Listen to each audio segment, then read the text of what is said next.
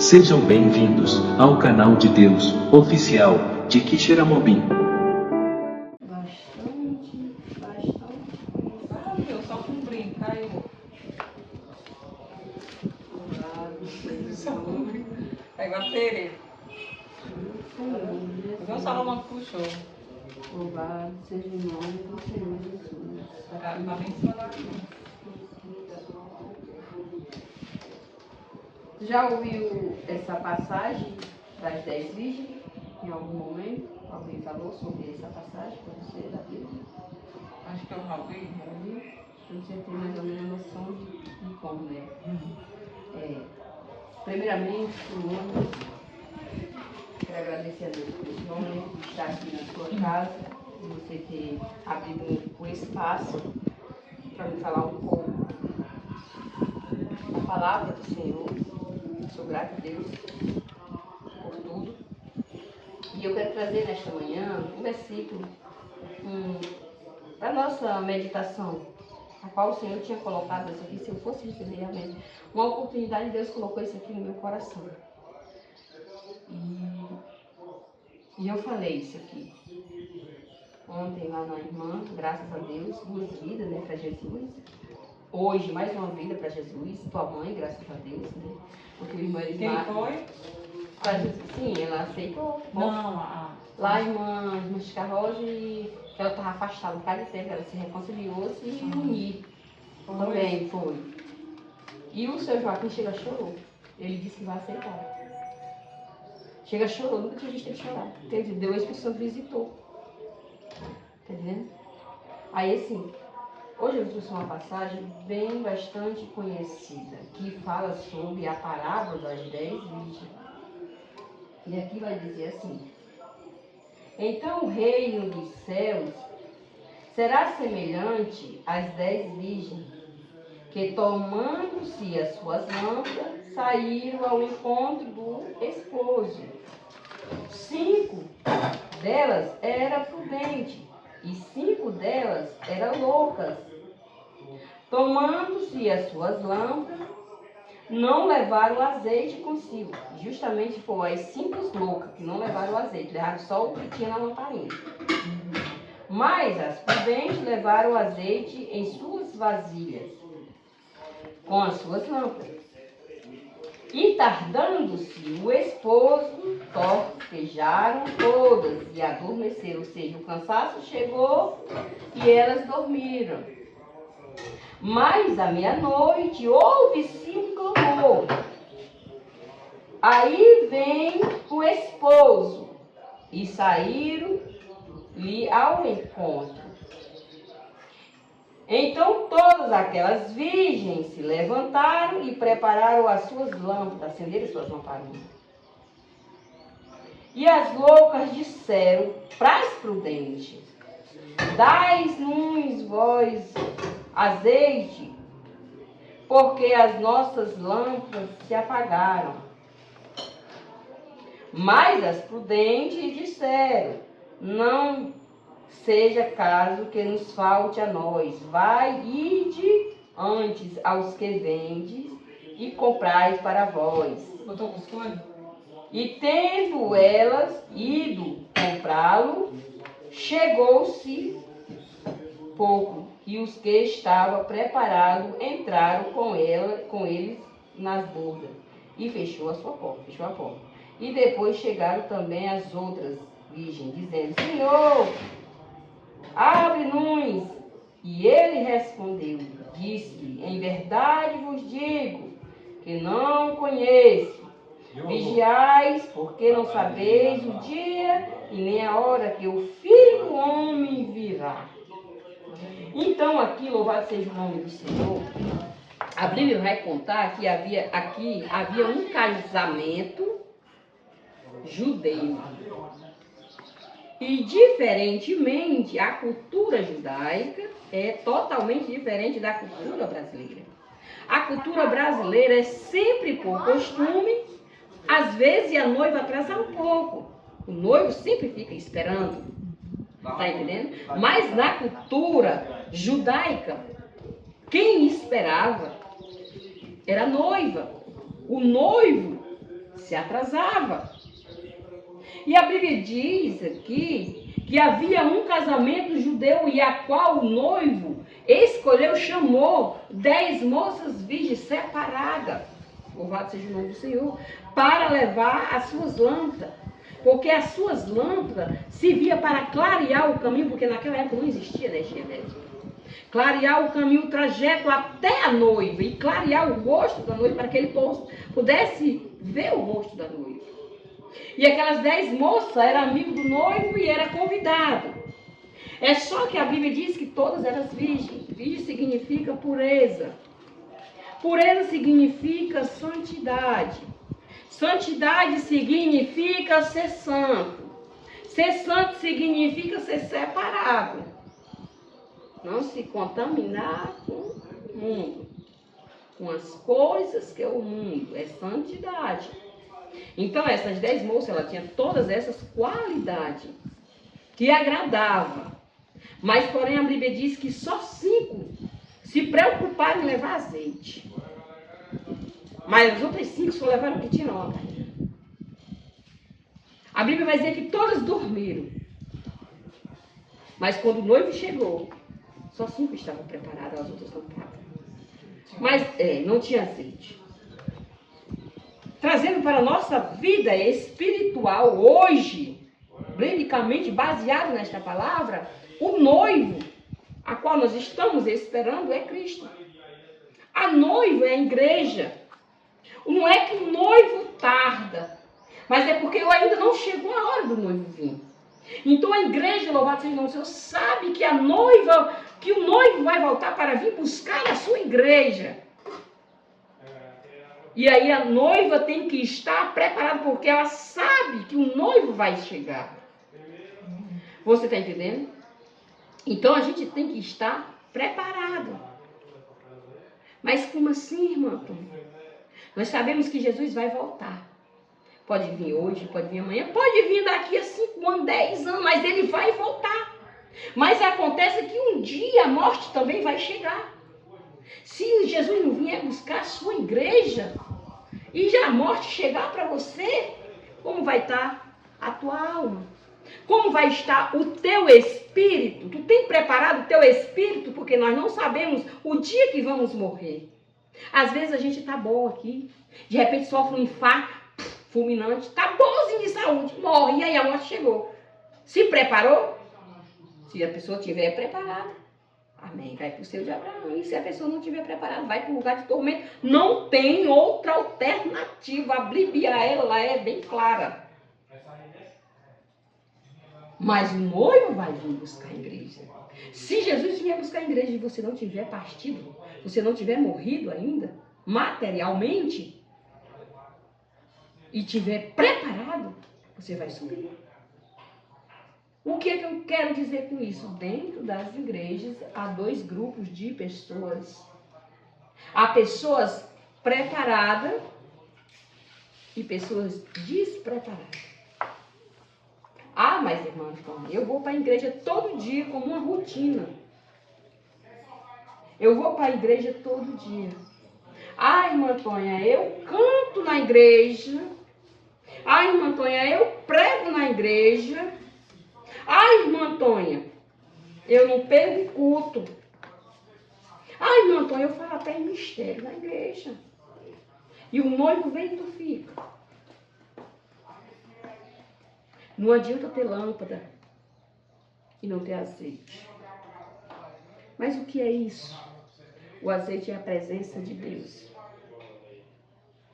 Não adianta eu ir para a igreja, pegar a Bíblia e ir para a igreja todo dia e não viver o que está escrito na palavra. Aquelas 10 moças, tinha todas essas qualidades, mas 5 delas não estavam preparadas. Você está entendendo? Tem que ter a preparação. E uma das preparações que eu digo para nossas vidas espirituais, primeiramente, é ter intimidade com o papai. O que é ter intimidade? É todos os dias, conversa com ele, dobra os teus joelhos, chora, desabafa. Às vezes a gente tem um problema, desabafa com o irmão, desabafa com a família, desabafa com uma amiga. E por que não desabafa para Cristo? Às vezes a gente acaba desabafando com pessoas que não vai resolver o nosso problema. Louvado seja o nome do Senhor. E o Senhor está aqui, Ele pode resolver todos os problemas que a gente não pode resolver. Ele é o Consolador. O Espírito Santo de Deus, Ele é o nosso Consolador. Você está entendendo? E de maneira nenhuma nós ficamos de mão atada nem vazia quando nós entregamos nosso problema para Ele. Ah, mas eu canto. Ei, quem te disse que por pregar, por louvar, por ir para a igreja te garante teu lugar lá no céu? Se permanecer e viver o que está na palavra. Eu vou para a igreja. Sento na calçada. Em vez de falar da palavra de Deus para alguém, para que Deus venha trabalhar na vida de alguém, eu vou me sentar na calçada e vou ficar no WhatsApp. Eu vou ficar no Facebook, na calçada. Ah, eu vou falar da vida de outra pessoa. Isso aí é despreparação. Não perca tempo com coisas que não agradam a Deus. O tempo é tão precioso. Se prepare. Fale de Jesus, o mesmo que aquela pessoa naquela hora não se converta, mas a palavra vai ficar plantada. E Deus vai se responsabilizar em vingar aquela semente.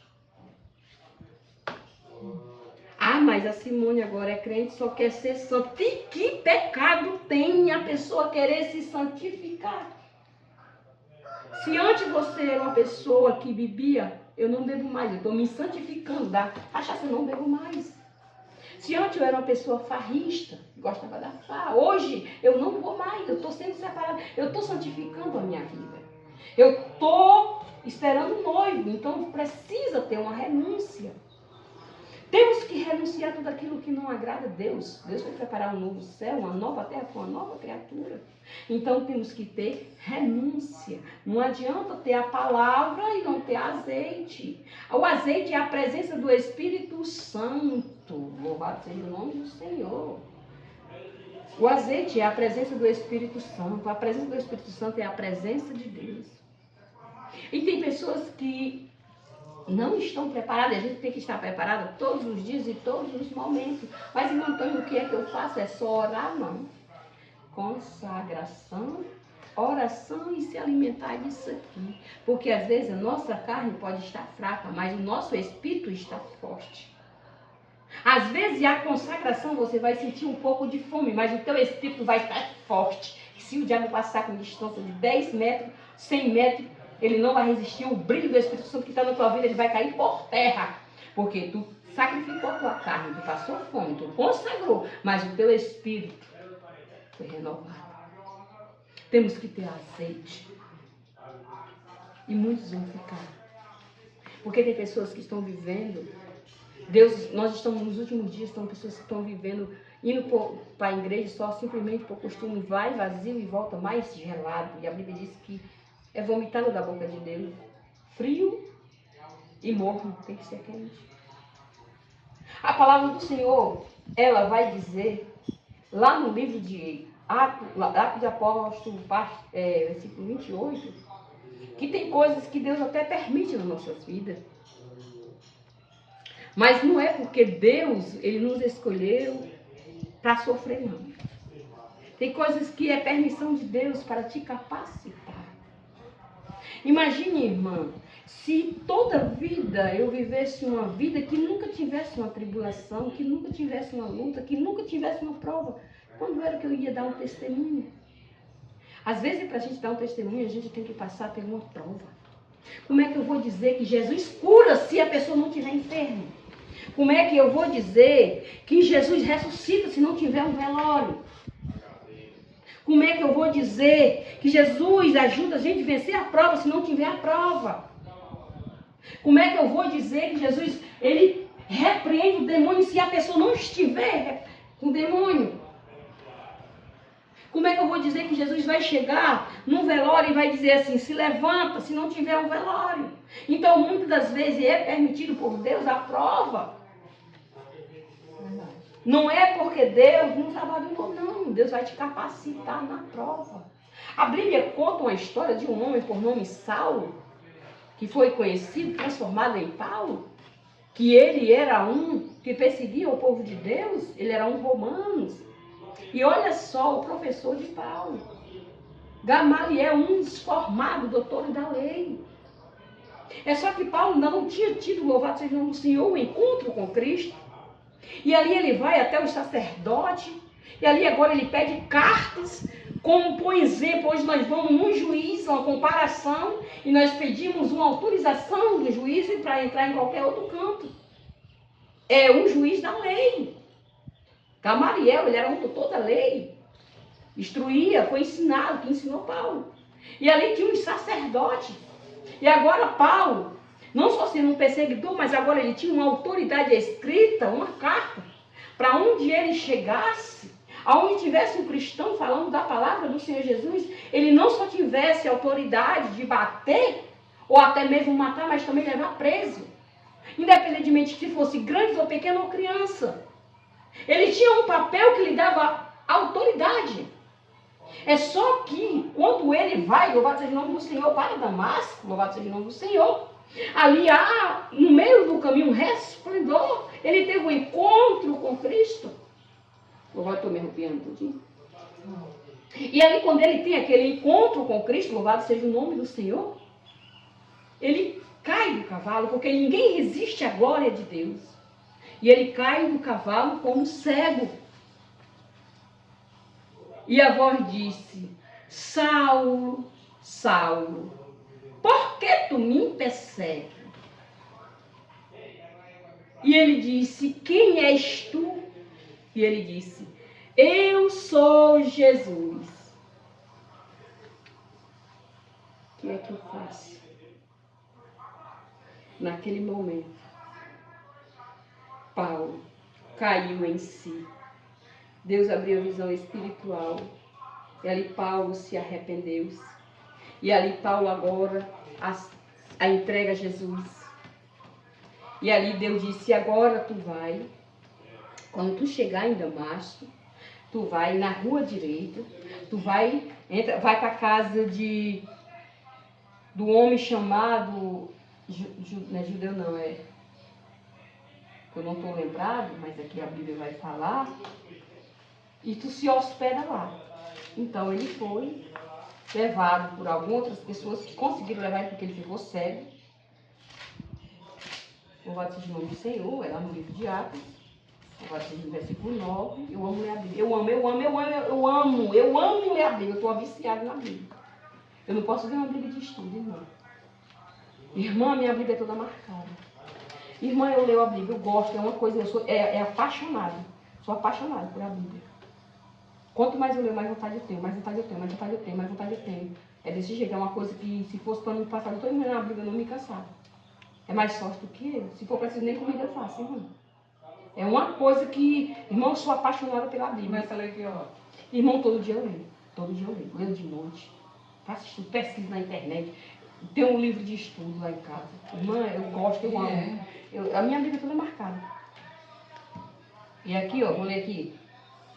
Olha, vou ler aqui, ó. E Saulo, respirando ainda ameaça de morte, quer dizer, ele estava planejando ainda matar os cristãos, né? Contra os discípulos do Senhor. Dirigiu-se ao sumo sacerdote e pediu-lhe carta para Damasco, para que na sinagoga, a fim de que, se encontrasse algum daquela seita, ele achava que os cristãos eram uma seita, que homens e que mulheres os conduzisse preso em Jerusalém, ou seja, por onde ele passasse, né? E indo no caminho, aconteceu o quê? Chegando-se perto de Damasco, substantemente, o cercou um resplendor de luz vindo do céu. E caindo em terra, ouviu uma voz que lhe dizia: Saulo, Saulo, por que tu me persegues? E ele disse: quem és tu, Senhor? E disse-lhe o Senhor: eu sou Jesus, a quem tu persegues. duras coisas te tem dado, coisas contra os lambriões. E ele, tremendo e atônito, disse-lhe, Senhor, o que queres que eu te faça? Agora ele já tinha recebendo, ele já recebeu a presença de Deus, né? E agora ele disse-lhe, Senhor, o que queres que eu te faça? Aí o Senhor falou para Paulo assim, levanta-te, entra-se na cidade, e lá te direi o que tu vai fazer. Olha só. Ainda Deus não tinha falado nada para Paulo. Deus disse assim, agora você vai entrar na cidade. Vai aonde eu estou te mandando. Que quando tu chegar lá, eu vou te dizer o que tu vai fazer. Louvado seja o nome do Senhor. E Paulo foi. Louvado seja o nome do Senhor. Cadê ele? E Paulo se levantou da terra e abriu os olhos e não viu ninguém. Quer dizer, ficou cego. E guiado pelas mãos, o conduziram a Damasco. Então ele foi guiado por alguém que levou ele até Damasco. E este teve 3 dias sem ver, e sem comer, e sem beber. Ele no momento que ele sentiu a presença de Deus, que ele se arrependeu e ele ficou cego, sem ver ninguém, veio o arrependimento, e ali ele já, esses 3 dias, ele já entrou em consagração. Ele consagrou, ele não comeu nem bebeu. Olha, e havia em Damasco um discípulo chamado Ananias. Em Damasco ali havia um homem de Deus, a qual o Senhor disse, em visão, apareceu. Ananias estavam ali, Deus deu uma visão a Ananias. E a Deus falava assim, Ananias, agora tu vai, louvado seja o nome do Senhor, a Damasco. Olha. E Ananias, e ele respondeu e disse-lhe, eis-me aqui. Quando Deus, em uma visão, apareceu falando com Ananias, Ananias disse assim, Senhor, eis-me aqui. Aí o Senhor disse assim, levanta-te e vai à rua chamada direita e pergunta na casa de Judá por um homem que tem Tasso chamado São Saulo, Paulo chamado Tasso, né? Tasso chamado Paulo, pois eis ele está orando. Deus já disse para ele, olha, ele está orando. Ele já estava consagrando, você começa a beber, Paulo, cego, orando, consagrando. Ele estava orando, né? E em uma visão, e ele viu que entrava um homem chamado Ananias, e pondo sobre ele as mãos para o tornar a ver. E respondeu Ananias, enquanto Paulo estava orando, louvado seja o nome, lá cego, com 3 dias sem comer e sem beber, na casa de Judá, lá na rua direita de Tasso, na cidade de Damasco, louvado seja o nome do Senhor, ele estava orando a Deus, já estava arrependido, já tinha entregado para Jesus, né? E ele estava orando a Deus, e ali Paulo cego teve uma visão, que chegava um homem e colocava as mãos sobre ele. Ele teve uma visão. Nessa mesma hora, Ananias também estava orando e Deus deu uma visão. Ele disse, agora tu vai. E quando se tratava de Paulo de Tarso, que era um dos perseguidores romanos, que perseguia o povo de Deus, Ananias, como homem de Deus, e sabia o que era que Paulo fazia, onde ele entrava, ele batia, judiava, prendia, ele temeu. Ele disse, Senhor, mas este homem persegue os cristãos. E tu vai me mandar praticamente para a boca do lobo. E o Senhor diz assim, vai, porque ele é para mim vaso escolhido. E Paulo foi. Quando Ananias foi, Paulo estava lá. E Ananias ali orou por Paulo, recuperou a visão e Paulo foi batizado com o Espírito Santo. Aí vai começar a perseguição, a provação. Agora as pessoas que via Paulo, que era mando de Paulo, que via que Paulo mandava perseguir os cristãos, agora está vendo o próprio Paulo defender os cristãos. Agora ele se revolta contra Paulo e quer matar Paulo. Você está entendendo como é a transformação? E aí o Senhor vai trabalhando na vida de Paulo. Aí os cristãos que viram que Paulo se converteu, os cristãos tinham medo de Paulo, mas aí Ananias juntamente com outros disse, não, agora ele é um servo de Deus. Aí os irmãos perceberam. E quando Paulo chega na cidade, ele é perseguido para morrer na cidade de Jerusalém. Deixa eu ver se é na cidade. Eu só sei que na cidade para onde ele vai, ele é perseguido e ele foge no muro, através de um cesto e é transferido. Paulo começa a sofrer esse na carne. Tanto que a Bíblia diz que Paulo, no final da carreira, ele disse: combati com bom combate, venci a carreira e guardei a fé. E Paulo agora vai passar o processo. Paulo foi um dos homens que teve 9 dons, foi o que mais sofreu, os discípulos.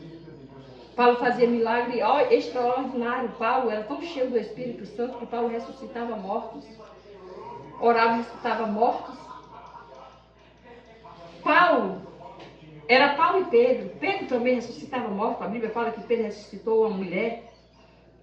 A mulher que era uma das mulheres que cuidava, por nome, a mulher dos profetas que cuidava, parece que era Doca. Pedro ressuscitou ela. Estava morta. A Bíblia vai dizer também que Paulo ressuscitou um jovem que caiu da janela, como é o nome, né? Eu não estou lembrado, a Bíblia vai falar aqui. Que ele ressuscitou o jovem que caiu da janela e morreu, e ele ressuscitou esse jovem. Então Paulo era um dos discípulos, juntamente com Pedro. É só que Paulo, ele enfrentou muitas coisas. Paulo, por ele libertar pessoas que estavam endemoniadas, que a Bíblia diz que ele ia para um canto e o Espírito do Senhor não permitiu que ele fosse, mas e permitiu que ele fosse para outro canto, e nesse outro canto que Paulo foi, né? Havia uma menina que tinha espírito de adivinhações, e por aquela menina trazer adivinhações, sendo usada pelo capeta, pelo inimigo, dava lucros àqueles senhores, porque ela adivinhava, porque o diabo conhece a nossa vida e ele sabe. É só que quando Paulo passava, aquela menina dizia: esses homens são filhos de Deus, são servos de Deus. Era um elogio para Paulo? Era um elogio para Paulo. Praticamente ela estava ajudando como se fosse Paulo e coisar o evangelho, dizendo que aquele homem era verdadeiramente fidel, ela não estava mentindo. É só que cada vez que Paulo passava com Silas, ela dizia: este homem verdadeiramente é filho de Deus. E Paulo tinha o discernimento de espírito e via que quem estava falando não era ela, mas era o demônio. E Paulo só estendeu a mão assim e repreendeu. Então aquela mulher não trouxe mais lucro, mas ela foi liberta daquelas correntes. O espírito imundo que estava na vida daquela mulher deixou aquela mulher, foi liberta. E por Paulo libertar e fazer o bem àquela mulher, Paulo e Silas apanharam, levaram o pé, foram presos, porque fizeram o bem. Então tudo isso tem uma trajetória. E muitas outras coisas que Paulo vai passar. É só que lá no capítulo 27, a Bíblia diz, de Atos dos Apóstolos, que Paulo ele vai para Roma para ser julgado. Está entendendo? E Paulo vai. E tudo é uma preparação. É só que no meio do caminho, lá no final vai dizer, porque a Bíblia é muito bom a gente ler o livro de Atos, que vai contar a história de Paulo. E nas cartas também, que ele escreveu. Aí a Bíblia vai dizer que Paulo agora vai ser julgado por as coisas boas que ele fez. É só que Paulo ele é romano. Né? Ele é romano. E ali, Paulo ele vai ser julgado, ele vai ser transportado no navio. É só que a Bíblia vai dizer que há uma grande tempestade no mar. A Bíblia vai dizer que há um grande vento no mar. E a Bíblia vai dizer que agora o navio está nos tempos de naufragar. E ali Paulo estava sem comer. Depois Deus deu a direção a Paulo, o Espírito Santo, e Paulo falou: todos vocês agora comam. Coma bastante. Para poder ter força de nadar. Porque a tempestade ia acontecer. E aconteceu. Quando o navio naufragou, Paulo, juntamente com alguns, tiveram que nadar para chegar em terra. É só que a Bíblia vai dizer, que lá no versículo 28, que Paulo, nadando, chegando na terra, chegou numa ilha chamada Malta. Malta significa, louvado seja o nome do Senhor, militar. Militar significa terra do mel. Então Malta, essa ilha, era uma ilha que produzia mel. Seus donos produziam mel. E a Bíblia diz que quando Paulo chega lá, molhado, nessa ilha, lá tem uns homens chamados bárbaros, que não conhecia Paulo, nem Paulo conhecia. Mas Deus já havia preparado os bárbaros. Olha só o que a palavra do Senhor vai dizer. E havia escapado, então viram que havia uma ilha chamada Malta. E os bárbaros usaram conosco de não poucas humanidade, porque acendendo-se uma grande fogueira, uns o colheram, e todo por causa da chuva que caía e por causa do frio. Então, quando Paulo chega nessa ilha, já tem pessoas preparadas por Deus, pessoas que acolheram Paulo, juntamente com os outros, e fizeram fogueira, receberam Paulo, e acenderam fogueira para aquecer Paulo, que estava com frio, e também por causa da chuva. Aí a Bíblia vai dizer que Paulo também teve disposição, e ali Paulo juntava uns gravetos, para também fazer uma fogueira. Louvado seja o nome do Senhor. E a Bíblia vai dizer que agora Paulo pega os gravetos para fazer a fogueira, e agora dentro da fogueira, dentro dos garranchos, dentro da madeira que Paulo pegou, havia uma víbora, uma cobra, muito venenosa e perigosa. Quem fosse picado por essa cobra era morte total. Ninguém sobreviveria sob a picada desta cobra. E essa cobra estava lá. E a Bíblia vai dizer que quando Paulo pega os gravetos, a cobra pica Paulo. E todos ficam olhando para Paulo, esperando ver a queda de Paulo. Disse: este, com certeza, escapou da tempestade, escapou do naufrágio e agora vem morrer nessa ilha para ser picada por uma cobra. É só que quem tem a presença do Espírito Santo, quem vai morrer não vai ser Paulo, mas a cobra que picou ela que vai morrer. Você está entendendo? Quem morreu não foi Paulo, quem morreu foi a cobra. Porque Paulo estava cheio do Espírito Santo de Deus. Você entende que por muitas das vezes nas nossas vidas nós temos que passar por luta, por provação, mas nós temos que sobreviver e não desistir da caminhada? A luta vai vir, a provação vai vir para te capacitar. Para quando o inimigo diz: ó, aquela passou por provações, por perda, por tribulações, mas ela permaneceu no meu caminho, Pai. Ela passou por dores, ela passou por traição, por calúnia. O Senhor está falando nessa parte. Mas ela não desistiu. Enquanto se levantava contra ela, enquanto tramava nas costas dela, ela estava no quarto de joelho. Ela ia para a casa do Senhor, mesmo sendo caluniado, mesmo passando por dificuldade, mesmo faltando pão, mesmo faltando o que comer. Mas ela ia para a casa do Senhor. Mesmo ela colocando o pé na rua e todo mundo olhando com um olhar diferente, discriminação e apontando e fofocando. Mas ela entrava dentro do quarto e falava com o Senhor. O que é que eu entendo com isso? Você tem que vencer. Não é para desistir. A provação às vezes vem para nos capacitar. É uma aprendizagem. Vai vir aprender. Você vai aprender. Você vai aprender. Deus vai lhe capacitar na prova. E vai ser na prova que Deus vai te levantar. Louvado seja o nome do Senhor. O que é que eu entendo? A cobra picou. A cobra é Satanás, que vai usar pessoas, que vai se levantar contra a gente para picar. Porque as palavras que nos ofendem são as picadas da cobra, são as picadas de Satanás. É só que quando Satanás olhar para você, para te picar, para te fazer o mal, ela vai cair. Porque você está revestido da presença do Espírito Santo. O diabo vem para te atingir, para você ficar com mágoa, ficar com ódio. Mas eu sou lavado, o seu Deus que eu sirvo. O Senhor lavou meu coração. A mágoa não vai entrar, o ódio não vai entrar, pois eu não aceito. Eu já perdoei. As palavras podem até tentar me atacar. Porque a Bíblia diz que Paulo foi picado. O que eu quero dizer? Que as picadas da cobra não vai impedir de Deus agir na tua vida. Os levantes que o diabo se levantou contra a tua vida não vai impedir de Deus te usar e orar por alguém. Não vai impedir de Deus te usar para levar uma palavra para a pessoa. Não vai te impedir de dizer assim: eu vou colocar a mão sobre aquele irmão que está enfermo e eu vou fazer uma oração e Deus vai responder. A gente tem que aprender. Porque Ele vai nos capacitar. E muitas das vezes o inimigo ele vai nos pôr medo para a gente desistir. Ele vai armar estratégia para lhe afrontar. E outra coisa, Ele vai até querer negociar. A Bíblia diz que 3 jovens, Cedraque, Mesaque e Abednego, o rei disse assim, ó, se não me aprostar diante da imagem que eu fiz, eu vou te jogar na fornalha. Não te digo mais, vai ser aquecido 7 vezes. O rei falou isso para aqueles 3 jovens. E ele disse assim, rei, eu não negocio. Se for para morrer queimado, que eu vou morrer. Mas eu não vou negar o meu Deus. E jogaram ele. Agora, quem jogou eles dentro da fornalha foi que morreram queimados.